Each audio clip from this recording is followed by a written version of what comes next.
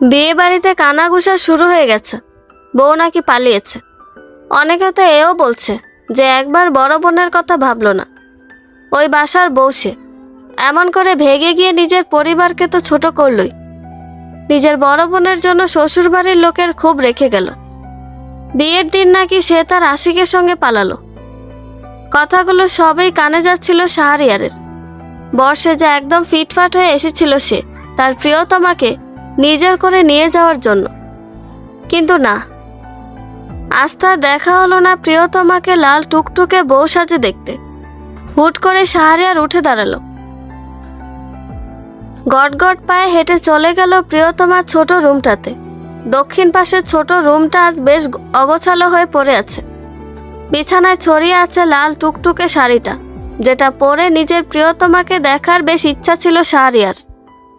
গহনা সাজানো জিনিস সবই ছড়িয়ে আছে ছোট বিছানাটায়। শাহরিয়ার প্রাণ ভরে একটা নিঃশ্বাস টানল। প্রিয়তমার গায়ের গন্ধ মোমো করছে পুরো ঘর জুড়ে। ধীর পায়ে সে এগিয়ে গেল বিছানার দিকে। আলতো হাতে হাত বুলিয়ে দিল সবগুলো জিনিসে। খুব পছন্দ করে পছন্দের মানুষের জন্য নিজে কিনেছে সে। বুকে তীক্ষ্ণ ব্যথা অনুভব হচ্ছে তার, চোখ দুটো জ্বলছে। শাহরিয়ার সবকিছু নিয়ে নিজের বুকে চেপে ধরল। চোখ বুজে কিছু সময় বসে রইল সে। বেডসাইড টেবিলে রাখা হিয়ার চিঠিটা তুলে নিল শাহরিয়ার। চিঠিতে লেখা আছে, আমি বাধ্য হয়ে তোমাদের না জানিয়ে পালাতে হচ্ছে। বাবা তোমাকে সাহস করে বলতে পারেনি আমি একটা ছেলেকে ভালোবাসি, তার সঙ্গে আমি সারা জীবন থাকতে চাই। সবার কাছে আমি ক্ষমা চাইছি, আমাকে পারলে ক্ষমা করে দিও। আমার পক্ষে একজনকে ভালোবেসে অন্যজনকে বিয়ে করা সম্ভব না। তোমরা আমার খোঁজ করো না। ইতি, তোমার অপ্রিয় মেয়ে হিয়া। চিঠিটাও বুকে জড়িয়ে নিল শাহরিয়ার। একটা গভীর দীর্ঘশ্বাস বেরিয়ে এলো শাহরিয়ারের। সে অগোছালো পায়ে রুম থেকে বেরিয়ে সোজা গাড়িতে গিয়ে বসলো। বেশ ভাঙা সুরে সে দম নিয়ে ড্রাইভারের উদ্দেশ্যে বলল, রহিম চাচা, বাসায় চলো। রহিমের আত্মা ছ্যাদ করে উঠল। ছোটবেলা থেকে শাহরিয়ারকে দেখছে সে, এমনটা অগোছালো কখনো দেখেনি। হাসি খুশি গোছালো ছেলেটি আজ এলোমেলো হয়ে গেছে শুধু ভালোবাসার জন্য। রহিম আবারও এক পলক তাকালো শাহরিয়ারের দিকে। শাহরিয়ার বুকে শাড়ি আঁকড়ে চোখ বুজে সিটে হেলান দিয়ে আছে। রহিম একটা দীর্ঘশ্বাস ফেলে গাড়ি চালাতে শুরু করলো। অন্যদিকে শাহরিয়ারের ভাই, ভাবি, মা, বাবা সবাই হাসপাতালে বসে আছে। হিয়ার বাবা স্ট্রোক করেছেন। আদরের ছোট মেয়েটার নামে এত খারাপ কথা সে শুনতে পারেনি।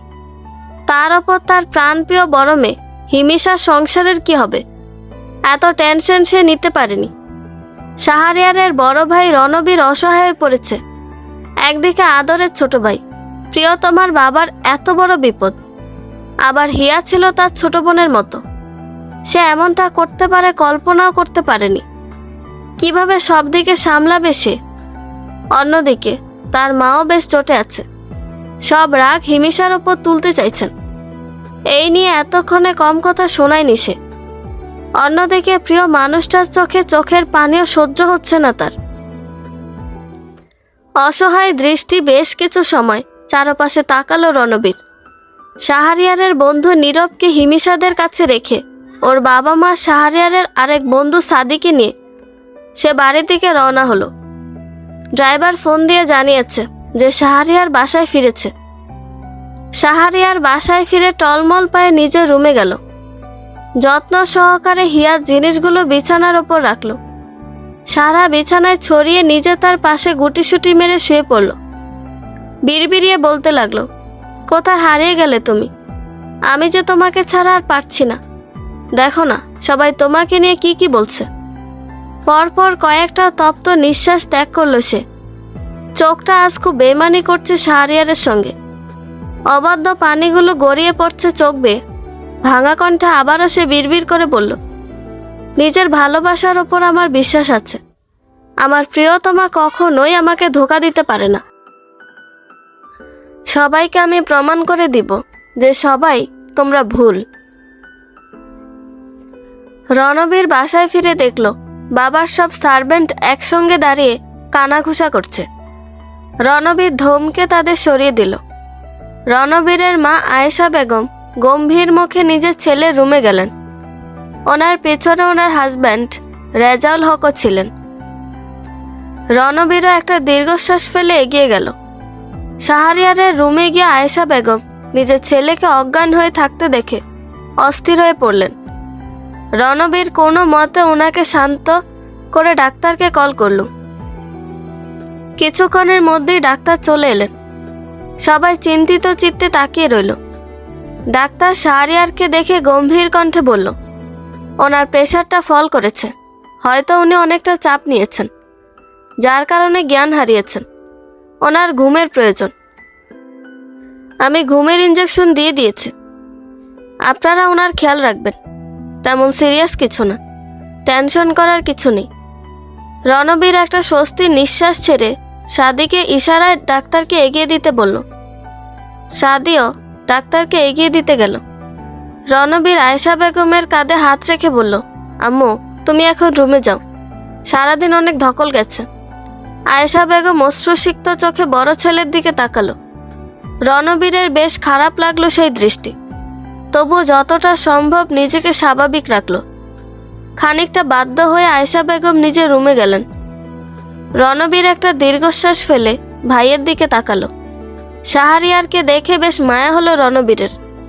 ভাইয়ের পাশে বসে মাথা হাত বুলিয়ে দিতে লাগলো। পরনের পাঞ্জাবির পকেট হাতড়ে ফোনটা বের করে হিমিশাকে কল দিল। দুবার রিং হতেই কল রিসিভ হলো। অপর পাশ থেকে কান্না ভেজা কণ্ঠে হিমিশা বলে উঠল, বলেন কি হলো? ছোট ভাইয়ের কি অবস্থা? রণবীর তপ্ত নিঃশ্বাস ছেড়ে শাহরিয়ারের মলিন মুখটার দিকে তাকিয়ে নরম সুরে বলল, ডাক্তার ঘুমের ইঞ্জেকশন দিয়েছে, এখন ঘুমাচ্ছে। আব্বুর কি খবর? আরো সময় লাগবে কি অবস্থা বুঝতে। ডাক্তার তো বলল 4 ঘন্টার আগে কিছু বলা যাচ্ছে না। রণ, এমন কেন হলো আমাদের সাথে? খুব কি প্রয়োজন ছিল এমনটা হওয়ার? ভালোই তো ছিলাম আমরা। দেখো হিমি, নিজেকে শক্ত করো। তাছাড়া মাকে কে সান্ত্বনা দিবে বলো? মাকে তো এখন তোমাকেই দেখতে হবে। আল্লাহ আছেন, টেনশন নিও না, ইনশাআল্লাহ সব ঠিক হয়ে যাবে। কিন্তু রণ, কিন্তু কিছু না। আমি নীরবকে বলছি তোমাকে আর মাকে বাসায় পৌঁছে দিতে। আমি হাসপাতালে যাচ্ছি। হিমিশা হাসপাতালের চেয়ারে বসে থাকা আমেনা বেগমের দিকে তাকালো। মায়ের মলিন আর ক্লান্ত মুখটা দেখে আর না করতে পারল না। তার ওপর ছেলেটাও কোলেই ঘুমিয়ে পড়েছে। হিমিশাকে চুপ করে থাকতে দেখে রণবীর বলল, ছেলে ঘুমিয়েছে? আর ভেবো না, ছোট বাচ্চারও ধকল গেছে অনেক। চিন্তা করো না, আমি যাচ্ছি। নিজের প্রিয়তমের স্বস্তিমূলক কথায় বেশ স্বস্তি পেল হিমিশা। আর কোনো বাক্য ব্যয় না করে সে রাজি হয়ে গেল। রণবীর ও হিমিশা রাজি হওয়াতে স্বস্তিরতা পেল। তীব্র মাথা ব্যথা নিয়ে শোয়া থেকে উঠে বসলো শাহরিয়ার। 2 হাত দিয়ে সামনের চুলগুলো পিছে টেনে ধরল। হুট করে হিয়ার কথা মনে পড়তেই বিছানা থেকে নেমে পড়ল সে। বাহিরে যেতে নিবে তার আগে আয়েশা বেগম শাহরিয়ারের পথ আটকে বলল, কোথায় যাচ্ছিস এত রাতে? রাত 2টো বাজে। শাহরিয়ার ব্রুকুসকে গম্ভীর কণ্ঠে বলল, হিয়া বিপদে আছে, আমার যেতে হবে। হিয়া নাম শুনতেই রাগে লাল হয়ে গেল আয়েশা বেগম। হিসিয়ে বলল, ওই ফালতু চরিত্রহীন লম্পট মেয়ের কথা আর বলবি না তুই। ওই মেয়ে। শাহরিয়ার আয়েশা বেগমকে থামিয়ে দিয়ে বলল, মুখ সামলে কথা বলো মা, ও আমার ভালোবাসা। দোতলার উপর থেকে শাহরিয়ারের দাদি বলল, ওই মেয়ের হয়ে কথা বলতে লজ্জা হচ্ছে না তোর? চুপচাপ রুমে গিয়ে রেস্ট নে, ভুলে যাও ওকে।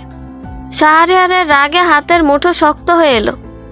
নিজের রাগকে কন্ট্রোল করতে না পেরে পাশে থাকা কাচের ফুলদানি মেঝেতে ছুড়ল। সাথে সাথে কাচের ছোট ছোট টুকরোয় পুরো বসার রুমে ছড়িয়ে পড়ল। শাহরিয়ার রাগী কণ্ঠে বলল, দাদিমা, ও একদম পদ্ম ফুলের মতো পবিত্র। খবরদার ওকে নিয়ে কিছু বলবে না, তাহলে আমি সম্পর্ক ভুলে যাব। ও আমার জান, আমি বিশ্বাস করি ওকে। কাউকে কিছু বলার সুযোগ না দিয়ে হন হন পায়ে বাড়ি ছাড়ল সে।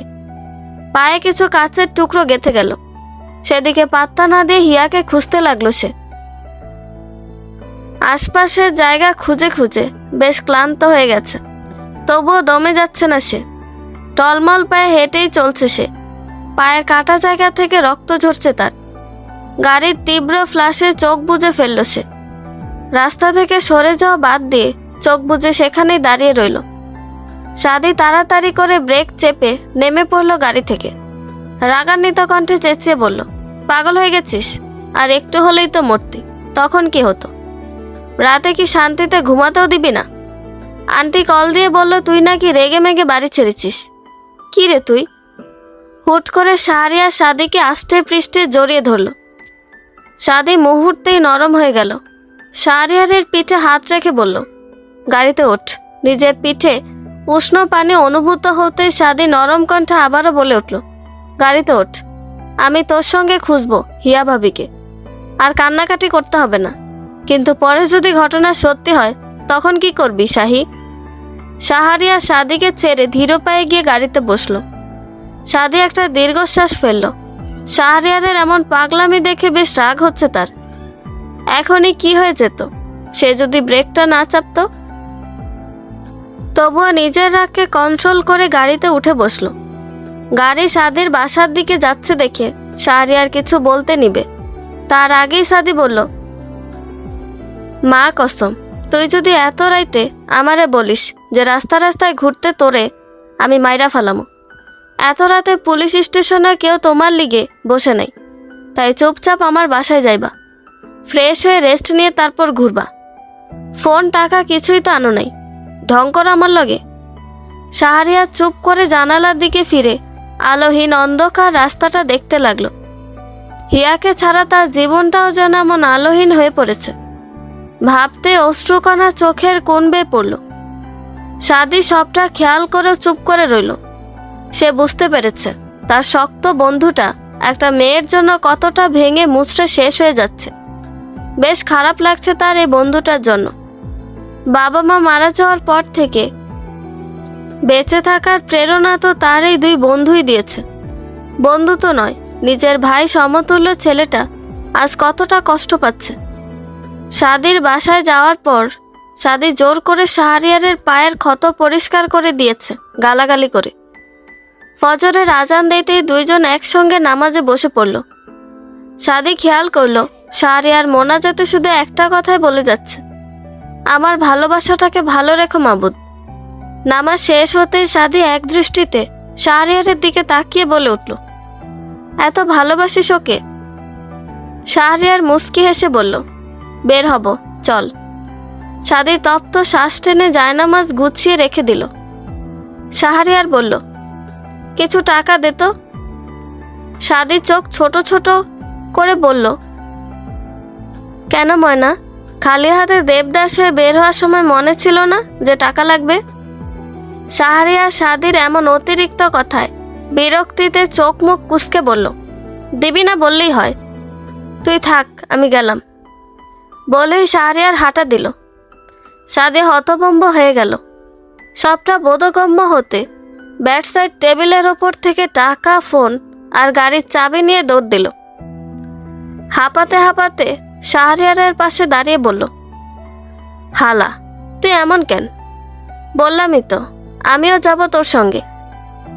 নীরব ব্রু কুঁচকে গাড়ির ভিতর থেকে বলল, তোদের আবার কি হলো?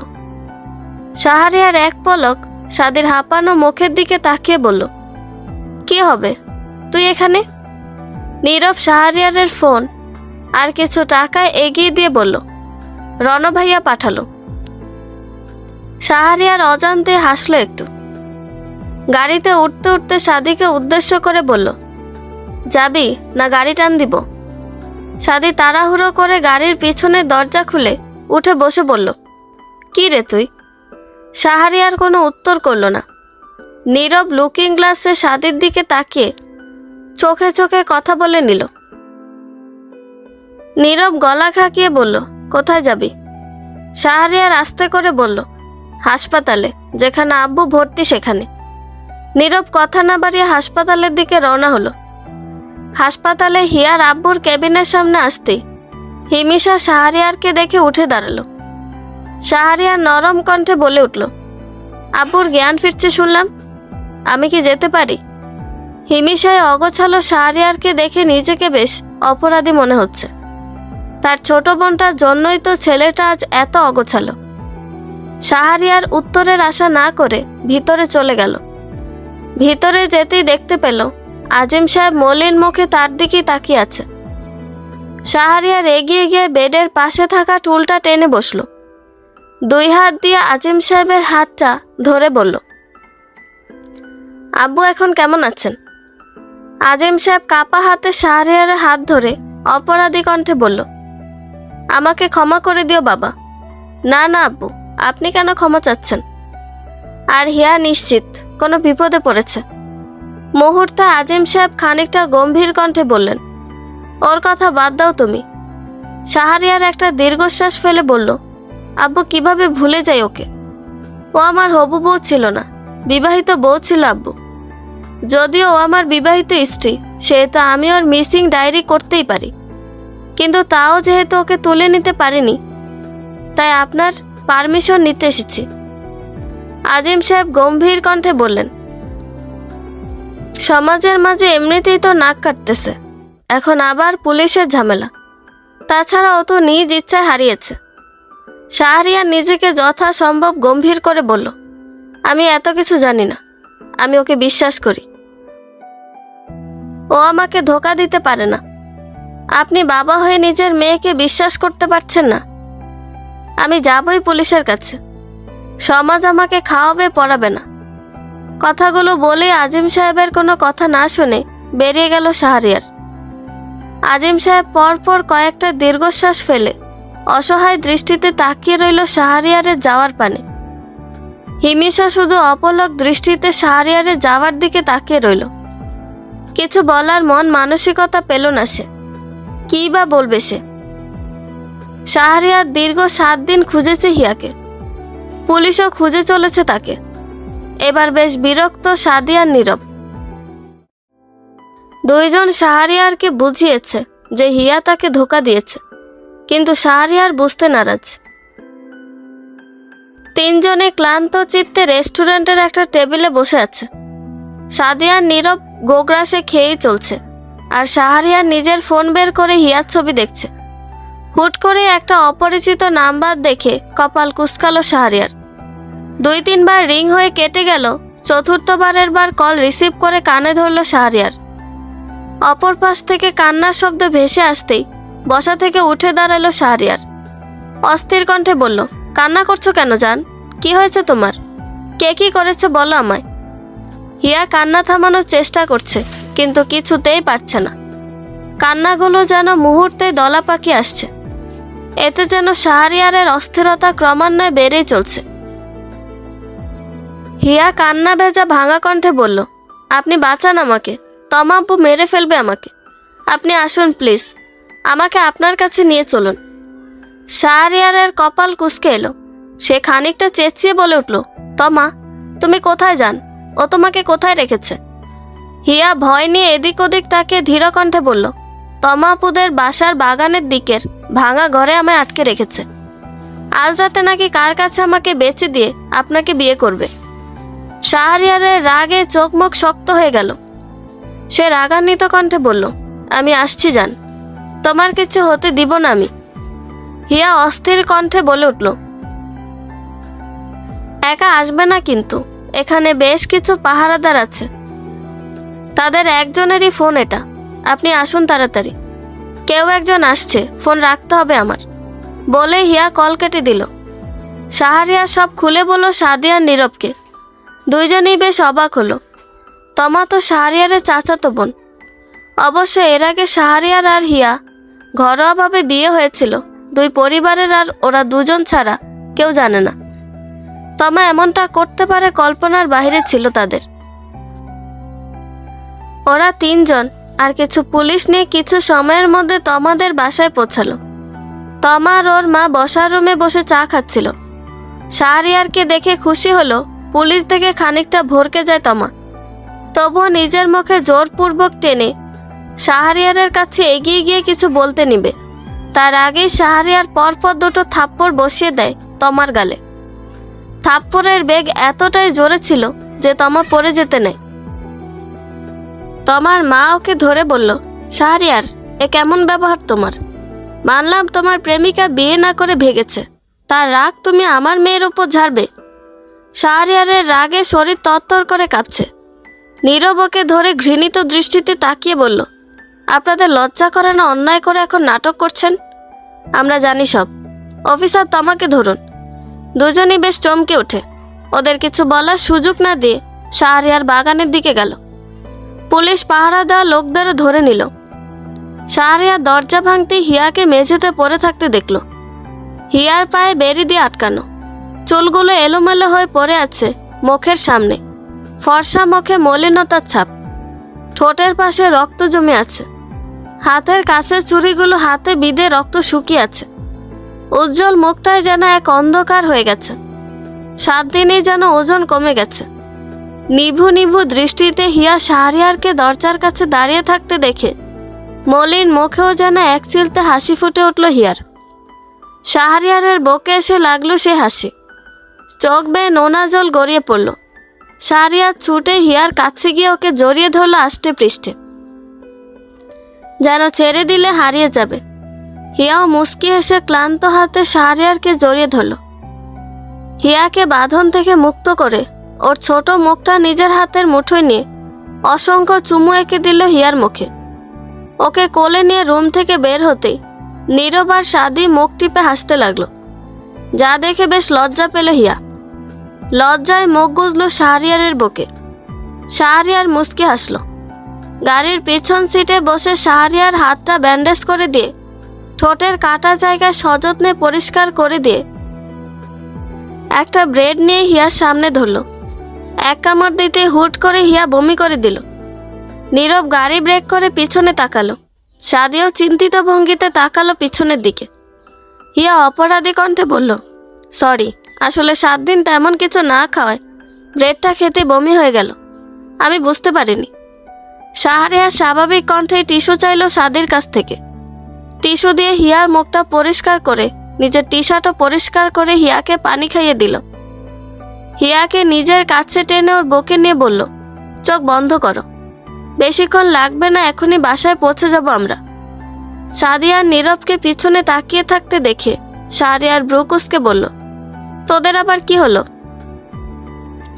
সামনে ফিরে রাস্তা দেখ, তাড়াতাড়ি বাসায় চল, দেখছিস না আমার বউয়ের কষ্ট হচ্ছে।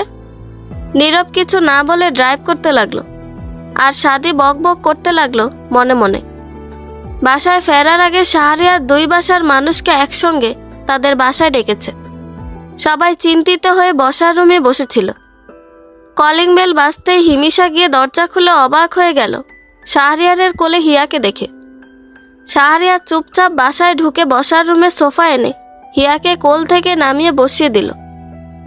সবাই ইতিমধ্যে বসা থেকে দাঁড়িয়ে গেছে হিয়াকে দেখে, তাও আবার এই অবস্থায়।